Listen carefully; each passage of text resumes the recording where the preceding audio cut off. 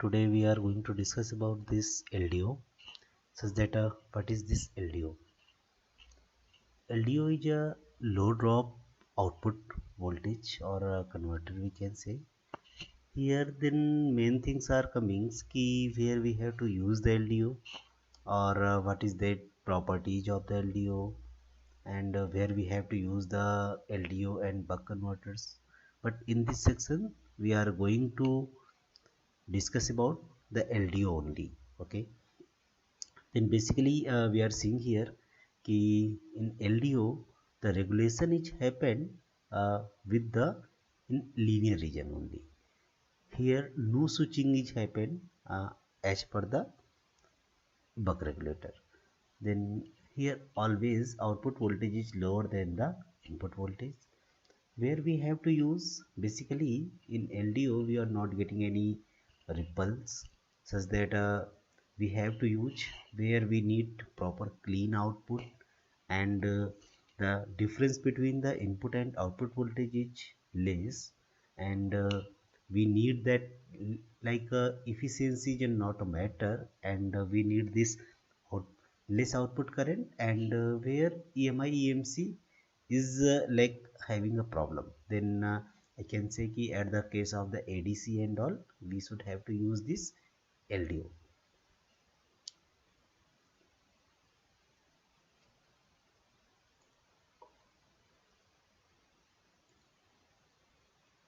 What is dropout?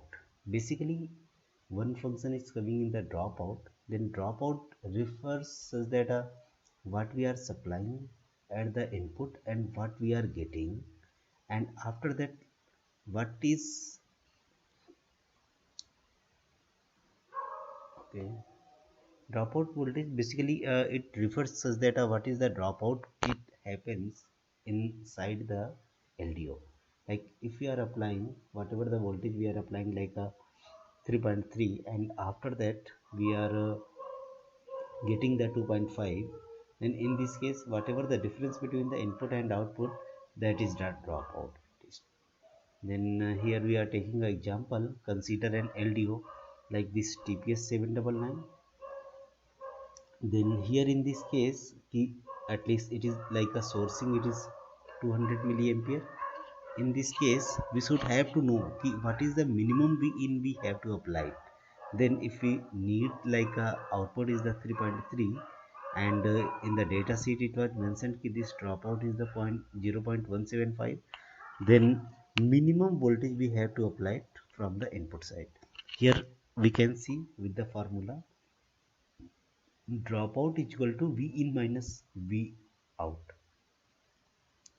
Then in this case what happened ki always whatever the dropout it is there, then we should have to add with the output, and after that that is the minimum requirement to apply as a input voltage.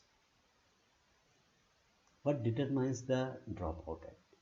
Here like if we are coming in this architecture of this LDO, then first of all always we are preferring this low dropout for the LDO. Otherwise what happens, there will be multiple problems that heat dissipations it will be increases, and then at that case we should have to take in care for the layout point of view and all, and maybe it will reflect to output also, and it will create unnecessary issue with other components and ICs. Then there are the two types of LDOs like PMOS and NMOS. Here in the PMOS basically how we have to know key like this feedback circuitry is connected in this positive section of the error amplifier, and the ref vref we are providing in this negative section. At that case what happened ki always like whatever the PMOS and NMOS, then whatever the input voltage we are providing, then at that case it is approaching to V out. Okay, but what happened due to this RDS on and all, there are some dropout which happens. Due to that what happened ki we are getting some less output in the output. Then in this case we should have to take in care for this dropout section such that we have to regulate properly. Otherwise what happen ki we will get the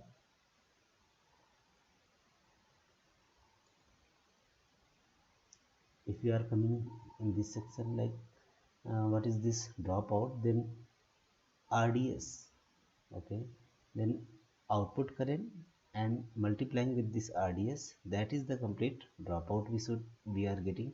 Then we have to minimize this section, otherwise heat dissipation and all it will be increases. NMOS LDO, in the case of the NMOS LDO, as we seen ki this feedback circuitry is connected with this negative terminal of this error amplifier, and after that this error amplifier is controlling the gate voltage of this MOSFET. In this case what happened, he always, when we are increasing this VGS, at that case what happened ki RDS will be decreases, such that we can reduce this total dissipation. In this case it means like a dropout. It means what happened ki in a particular range, while we are increasing the VGS, at a particular time RDS cannot be decreased, then that is the uh, point ki that is the minimum dropout we will get at that moment. Okay, there are some methods due to that we can decrease this dropout and all. And in this case, one is this biasing of the LDO. With the case of the biasing, what we are doing, when we are applying the external voltage in the error amplifier, it is not happening in all the LDO, but in some LDO having this functionality. Like at that case what happened, ki always we are getting this low dropout, and due to that what happened, ki we will getting this low dissipation, and we are getting this proper output, and like heat dissipation it will be less, and it will not affect to other ICs also. Here if we are getting in this summary, then what happened ki where we are using this PMOS, where we are using the NMOS, then what happened in this PMOS, when we are increasing the output, at that time like our dropout is decreasing. Okay, and in the when in the case of the NMOS, when I am like less output is required, then dropout is decreasing. But this is this biasing case. Always we are know कि when output current we are increasing, then dropout is always decreasing. The same with the temperature, junction temperature is increasing, and at that moment dropout is also increasing. Okay, thank you.